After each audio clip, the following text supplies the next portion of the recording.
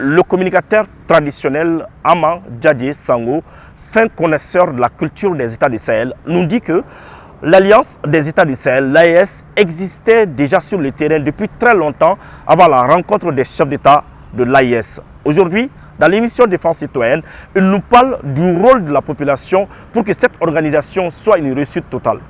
La rencontre des chefs d'État est un plus. Hier, l'AES, c'était un rectangle ou un carré qui avait un point à Kidal que tu pouvais tirer jusqu'à Tessit à Ansongo, tu descends jusqu'à Ouéguia pour redescendre et faire ce triangle-là. C'est cet espace-là, l'empire de Liptako Gourma. Et dans cet espace, il y a le continuum de chaque pays. Qu'est-ce que nous partageons? Le déplacement, l'agriculture, l'élevage, les infrastructures, l'hydraulique, les us, les mœurs et les cultures. Aujourd'hui, les trois chefs d'État ont dépassé cette structuration physique pour faire de l'AES la dimension géographique de trois pays. Comme par bonheur, notre Assimi a été nommé président en exercice. Aujourd'hui, ça me rappelle ce qu'il avait dit et qui retentit à mes oreilles. Quand il a pris le pouvoir, il a dit « Jeunesse malienne, si j'échoue, c'est vous qui avez échoué ». Et le paradigme de lecture fait que cette phrase va dépasser le Mali pour dire « Jeunesse de l'AES, si j'échoue, c'est vous qui avez échoué ». Et quand c'est Assimi qui le dit, il y a le non-dit. Il s'adresserait forcément avant tout aux officiers, sous-officiers, caporaux et soldats des pays. Il s'adresse à la volonté politique qu'ils ont affichée pour dire que si tu attaques mon frère, tu m'attaques. Par cette déclaration, ils ont fait une armée unifiée. Et l'armée, c'est qui? C'est les forces combattantes, ceux qui ont accepté de mourir pour la patrie, pour que la femme puisse allaiter son enfant, pour que le berger puisse faire paître ses animaux. C'est ceux-là qui ont tout abandonné pour l'honneur et la dignité, comme le disent les Liptako Gourma, des hommes qui ne tombent pas, invincibles. Et cet espace-là doit désormais être sécurisé.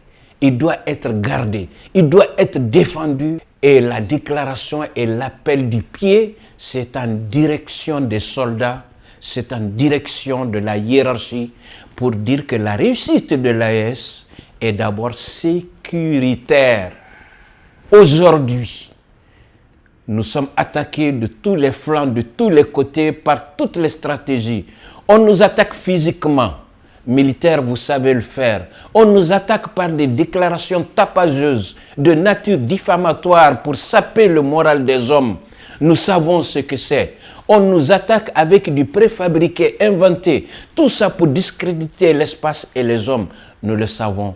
Mais nous resterons de marbre, déterminés et aller de l'avant. L'AES est un projet d'avenir. Prenez les infrastructures routières, prenez les infrastructures hydrauliques, prenez l'agropastoral, prenez les télécommunications. Et aujourd'hui, la conférence des chefs d'État a ajouté l'aspect sécuritaire. Ils ont ajouté l'aspect diplomatique pour faire la même diplomatie. Tout ça là, c'est pour qui? C'est pour la jeunesse, c'est pour l'avenir.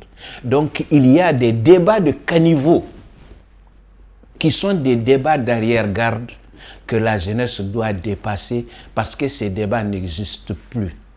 L'AES est une réalité et les faits sont têtus et trapus. Qu'on le veut ou pas, l'AES existe. L'AES est né et l'AES fonctionne et fonctionnera pour le bonheur de la jeunesse. Et cette jeunesse consciente a le devoir de s'organiser, a le devoir de valoriser la culture de l'AES, de valoriser les us et les coutumes de l'AES, surtout autour de la valeur principale cardinale qui est l'appel de Umaru El Sambandondo, qui est un grand héros, et c'est son appel qui fait le chant des commandos parachutistes.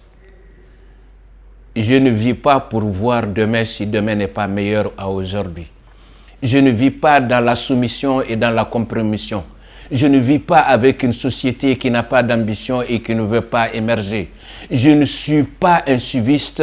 Je me contente de ce que Dieu m'a donné pour l'améliorer et le fructifier.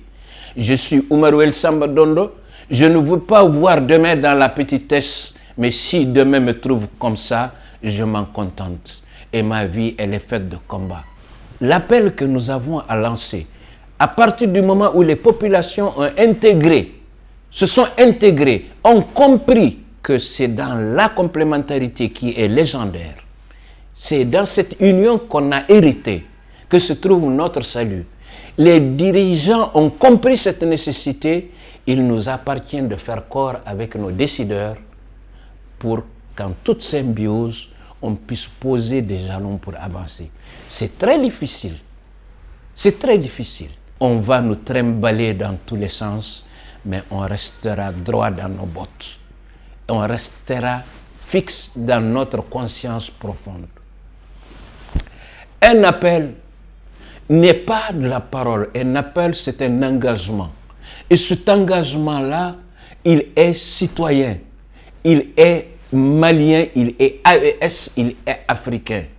Nous avons sonné le gong de la révolution, de la logique et de la souveraineté. Tous les actes que nous posons ici pour améliorer la vie de tous les jours est valable à Niamey, est valable à Ouagadougou, est valable à Bamako et est valable pour tous ceux qui partagent nos vertus cardinales et nos dignités ancestrales. Nous avons décidé d'être nous-mêmes, de vivre pour nous-mêmes, par nous-mêmes, avec nos propres moyens, quoi que ça nous coûte. Donc le sacrifice, il est grand. Et je vais dire, toute séparation est douloureuse, toute naissance est aussi douloureuse. Donc l'AES ne peut pas naître comme ça, sans douleur. Mais le drapeau, l'étendard se trouve dans les mains de la jeunesse sous les drapeaux et la jeunesse laborieuse et consciente. C'est à cette jeunesse-là de se réveiller et de réveiller les autres.